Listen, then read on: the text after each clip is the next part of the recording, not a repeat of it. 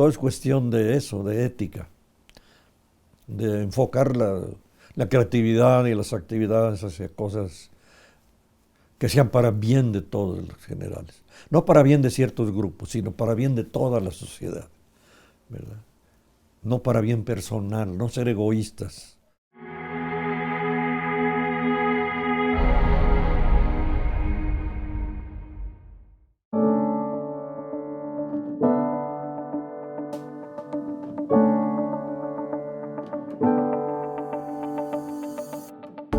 Y en esta ocasión queremos iniciar nuestra plática haciendo una diferenciación, doctor, entre lo que es la ética y la moral. ¿Cuál sería la diferencia más importante? La ética es una rama de la filosofía, ¿verdad? Sí. Que tiene que ver con todo lo que es el comportamiento, el modo de ser, la forma como tenemos que actuar nosotros ante la vida, ante todos los demás, ¿verdad?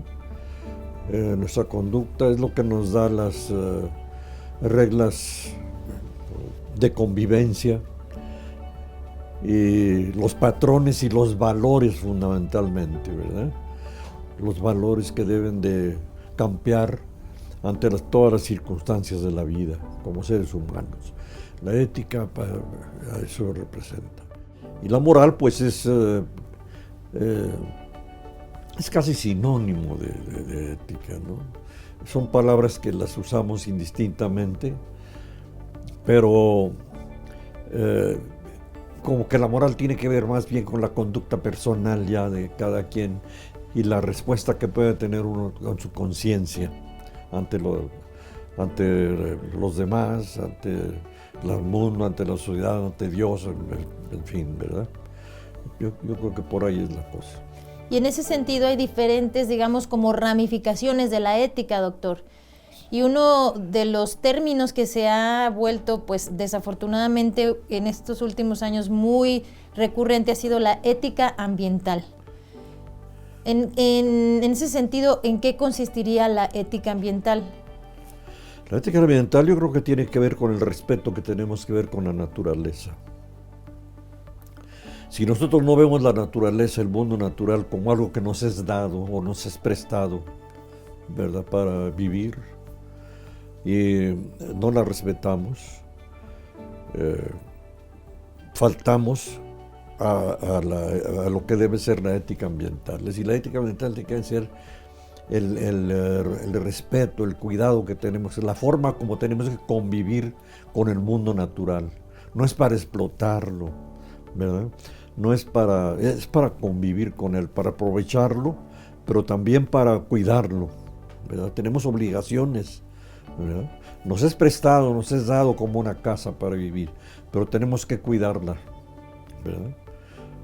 Tenemos que protegerla, tenemos que hacer todo lo posible porque el ambiente natural no se trastorne, ¿verdad?, en la forma como está pasando en realidad en el mundo, ¿no? Lo que está sucediendo en el mundo moderno, ¿verdad?, es terrible en relación con la ética ambiental, ¿verdad? Y yo creo que sí. Todo lo que estamos viendo como protestas de la naturaleza, sismos, tsunamis, erupciones, temblores, inundaciones, cambios absolutos en los ritmos de la naturaleza, de los temporales, por ejemplo, ¿verdad?, de las lluvias, el hielo de los polos que se está derritiendo, el mundo que se está calentando, la polución del aire, la polución de los mares y de los ríos, en fin. Todo esto estamos envenenando la naturaleza, la estamos trastornando profundamente. Y eso pues va a ser en contra nuestra, lo que lo vamos a pagar los seres humanos, ¿sí? Hay quien incluso atribuye, por ejemplo, las pandemias a este tipo de circunstancias, estar también, fíjate, invadiendo sí, los hábitats sí, de los animales, ¿no? Sí, claro. Los cambios de la naturaleza provocan cambios profundos a todas las especies, así como nos afectan a nosotros, afectan a todas las especies animales. Y por supuesto a los microscópicos también, ¿no? Entonces la presencia de nuevas pandemias y cosas pues, se debe precisamente a eso, ¿verdad?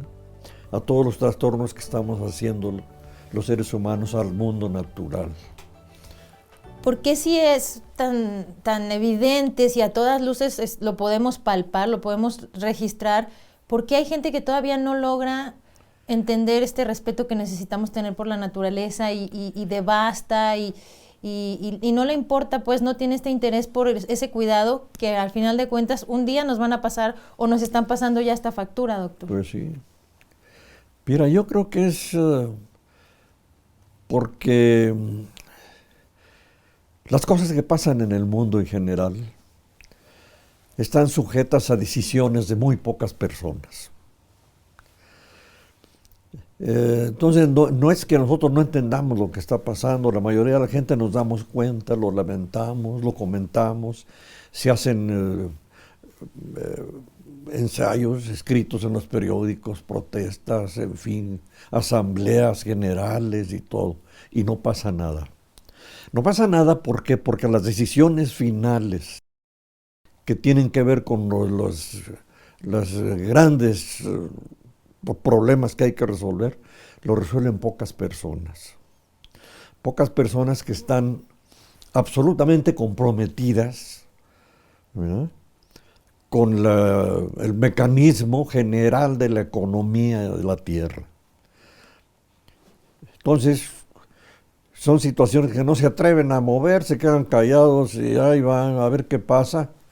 Y las protestas siguen, los lamentos siguen, pero no pasa nada. Pero es por eso, porque de todo lo que pasa en el mundo, lo deciden pocas personas, ¿verdad? Pocas personas que están totalmente secuestradas o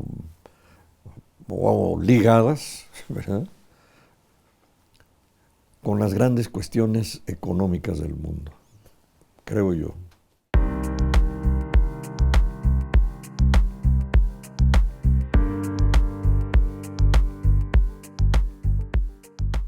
Pues luego pasa, fíjate, a veces cuando las cosas no entran por la razón, debido a esta manera de organizarse el mundo, muchos de estos graves problemas acaban ya cuando hay explosiones, cuando ya no hay remedio, ¿verdad? Cuando vienen ya desastres generales que acaban con todo, ¿verdad? Ojalá que no lleguemos a una crisis muy grave, que no empiece el mar a subirse y a inundar las grandes poblaciones que están a la orilla del mar, ¿verdad? Que no tengamos otras terribles epidemias más graves que estas. En fin, no sé cuántas cosas nos puede suceder. O que empiecen a aparecer patologías que todavía hoy no tratamos bien, a consecuencia de envenenamientos con nuevas sustancias, en fin, tanta cosa que nos puede pasar, ¿verdad? Entonces, pueden venir desastres muy, muy grandes. El ser humano tiene como, quizá no de manera general, o no vamos a generalizar pues, pero como que sí existe cierta preponderancia, digamos, del ser humano de sentir que él es el que reina y el manda más, pues. Incluso estamos haciendo exploraciones en otros planetas para irnos a habitar otros planetas cuando no podemos cuidar que nos sentimos, pues sí, más poderosos o seres superiores. Uh-huh. Y queremos incluso ya conquistar otro planeta cuando no podemos. Ya andamos buscando otros planetas cuando no podemos cuidar este. Efectivamente, fíjate, son las sin razones que tenemos. Es el falso orgullo que tenemos los seres humanos, ¿no?, de ser como los reyes de la naturaleza. Como somos también naturaleza, pensamos que somos como el culmen de la naturaleza, ¿eh? el último logro ya de la evolución del mundo natural somos los seres humanos. Y hacemos con la naturaleza lo que nos da la gana, ¿verdad? Pues sí. ¿Qué Nos podemos falta hacer? humildad. Nos hace falta humildad, exactamente, Sí. doctor. ¿Qué podemos Y hacer? sensatez, fíjate, también, fíjate. Y sensatez también. Y un gran sentido de responsabilidad de los gobernantes. Sí. ¿Qué podemos hacer los ciudadanos, además de exigir a los gobernantes que actúen y eso? ¿Qué podemos hacer para paliar un poco el problema, doctor? Sí se pueden hacer muchas cosas, fíjate. Lo que pasa es que somos protestantes de palabra y no realmente de acción. Esa es la verdad, ¿verdad? Yo me acuerdo de un libro muy interesante que leí hace mucho, que se llama Memorias de un... Bueno, no sé cómo se traduce bien del inglés. Guilty bystander, es decir, un mirón culpable. Las memorias de un mirón culpable, es decir, de una persona que está viendo el desfile pasar pero no toma parte, ¿verdad? Critica, ve todo, pero no toma parte, nomás es espectador. Entonces, la mayoría de las personas somos así, somos espectadores, ¿verdad? Somos críticos de palabra, pero no de acción.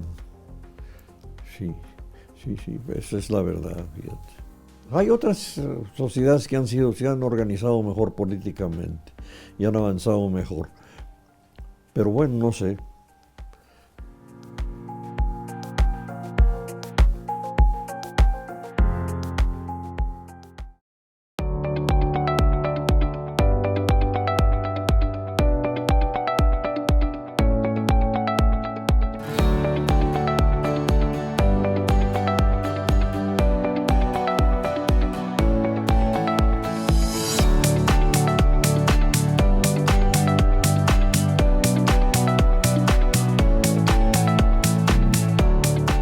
Estás viendo UAA TV.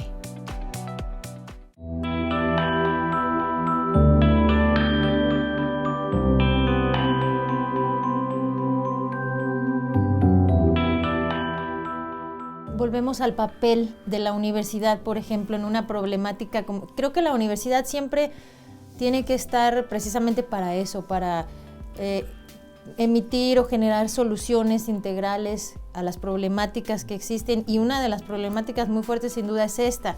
¿Qué papel deberían asumir las universidades en este sentido, doctor? Pues la universidad tiene un papel educativo muy importante, ¿no? Para llamar la atención todo esto, pero también para la hora que nos licencia y nos echa para afuera, ¿verdad? Prepararnos o impulsarnos a ser actores de nuestra sociedad, ¿verdad? No solo a ser testigos mirones, sino verdaderos testigos que van a trabajar por transformar nuestras sociedades, ¿verdad? Y transformarlas ¿en qué sentido? En el sentido interno de las personas, ¿no? Vamos a volver a lo que estamos hablando, a las cosas éticas, ¿verdad? Yo creo que ese es el papel que tiene la universidad. A mí me gusta que la universidad, fíjate, una de las primeras cosas que hizo, cuando nos dieron ese terreno, que ahora lo ves lleno de jardines y arbolado, no era nada, era un terregal. Ni un solo árbol de los que ves allí estaba. Creo que había uno o dos palo bobo, que todavía están por allí. Pero todo lo demás no había absolutamente nada. Entonces una de las primeras cosas que se hicieron fue una planta para reciclar el agua, ¿verdad? Entonces la universidad pone el ejemplo. ¿Por qué? Porque tiene jardines muy bellos, arbolado y todo, pero no está abusando del agua, sino que se ha puesto al día. Ha hecho lo que deberíamos hacer ahora, ¿no?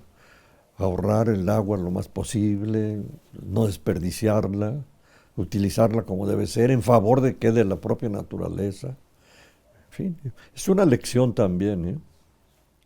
Todos tenemos obligaciones y deberes en la sociedad, fíjate. Lo que pasa es que siempre queremos que hagan las cosas otros y les echamos la culpa de todo. Sí, esa es la verdad.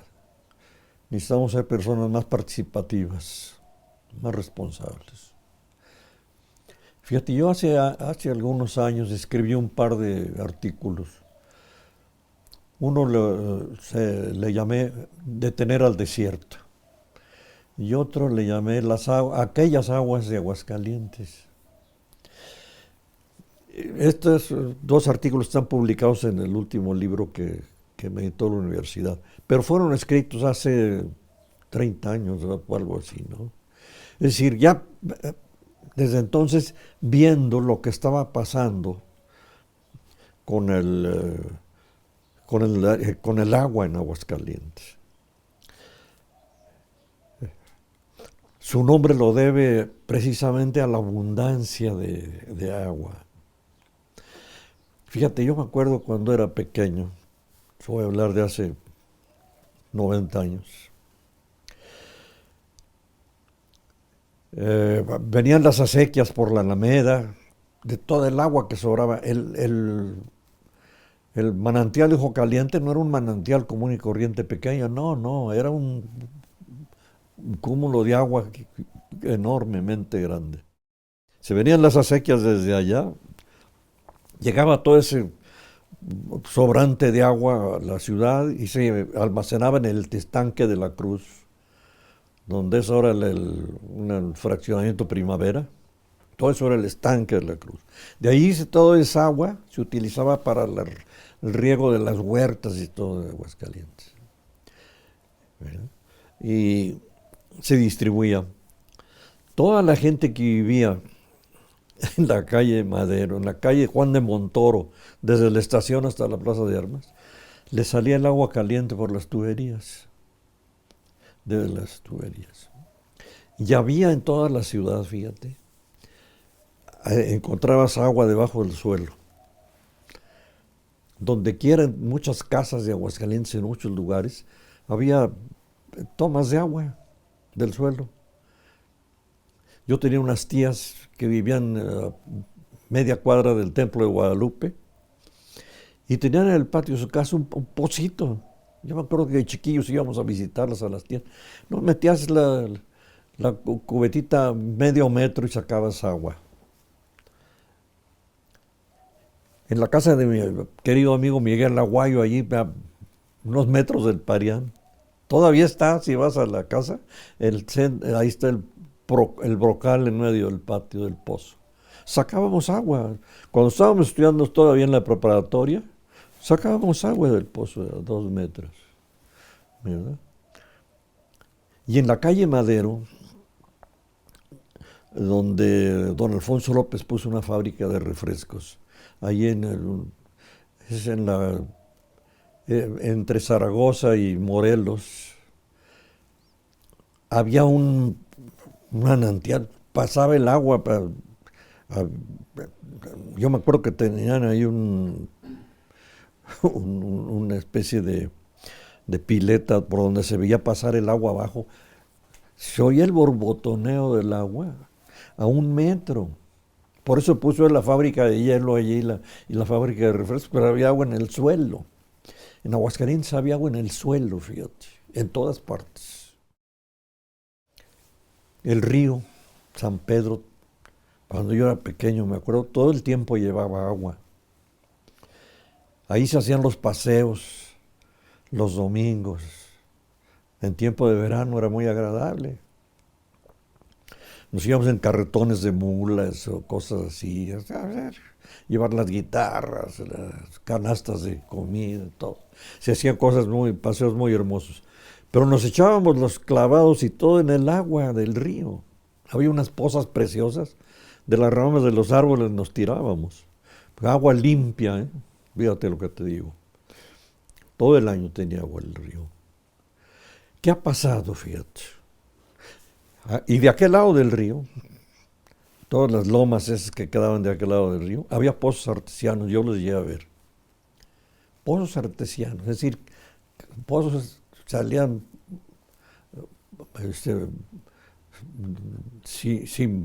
sin provocarlos, ¿no? Espontáneos.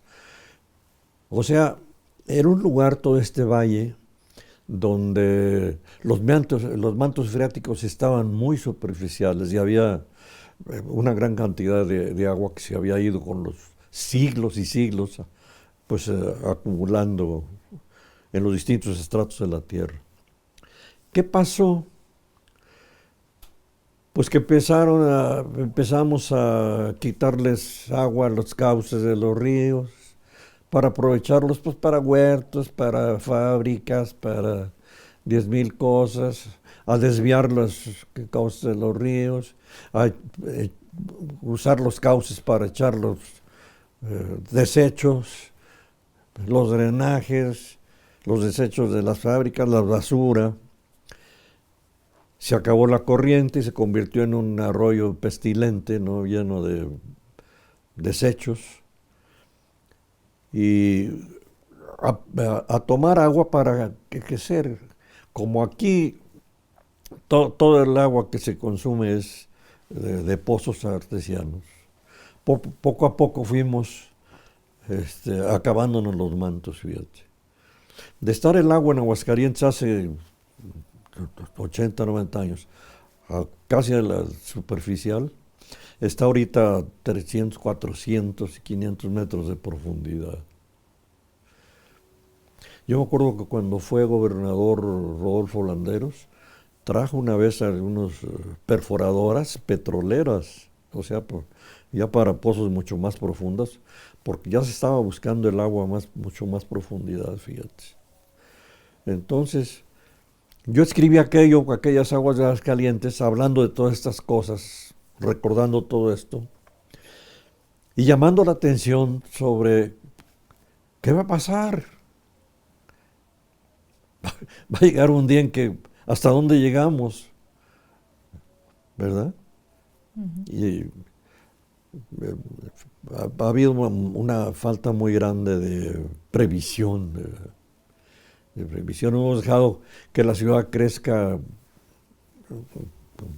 tremendamente, sin tener garantía de que vamos a hacer bastante, que vamos a abastecer bastante bien a las sociedades, cualesquiera que sea el tamaño que alcance la ciudad. No es cierto, fíjate. Puede llegar un momento en que tengamos problemas serios aquí de abasto de agua.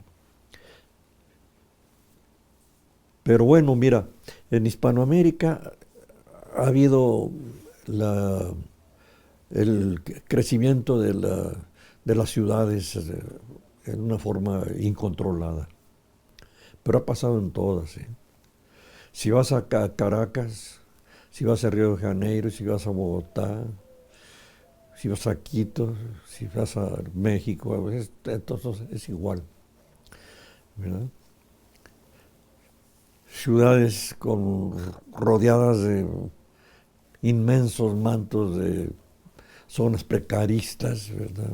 Mal abastecidas, carentes de muchas cosas, ¿verdad? Sin servicios adecuados y todo. Y forman desequilibrios sociales muy grandes, ¿no? Y de abasto también a las ciudades. Yo creo que ha faltado previsión en ese aspecto.